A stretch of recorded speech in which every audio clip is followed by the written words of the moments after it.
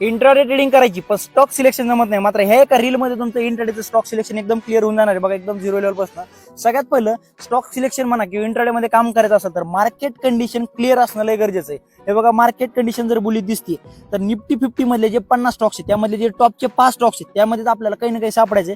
त्या ठिकाणी जर मार्केट बेरिश आहे, जसं आज मार्केट बेरिश आहे, तर बघा मार्केट बेरिश असेल तर निफ्टी 50 मधले जे बॉटमचे 5 स्टॉक्स आहेत त्यामध्ये आपल्याला हे पॅटर्न सापडायचे. कोणते?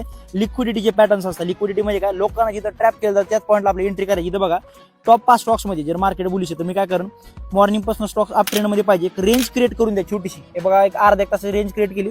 रेंज क्रिएट करून लो साईडला ब्रेकडाऊन करायचं, असं ऍक्ट करून की ब्रेकडाऊन झालंय, पण तिथे लोकांना ट्रॅप करून काय करून तो अप साईडला जायला बघा. आणि सेम असणार तुमचं डाऊन साईडला. आता बघा आजचं दाखवतो तुम्हाला. मार्केट मॉर्निंग पासून बेरिश. आज मी काय केलं, बॉटमचा स्टॉक टाटा स्टील पिक केला त्यामधनं. हे बघा मॉर्निंग पासून फॉल झालाय, रेंज क्रिएट केली छोटीशी. रेंज क्रिएट करून काय केलं बघा, अपसाईडची लिक्विडिटी घेतली. ग्रीन कॅन्डल क्लोज झाली दिसते तुम्हाला. ग्रीन कॅन्डल काय आयडेंटिफाय करते किंवा दाखवतो तुम्हाला.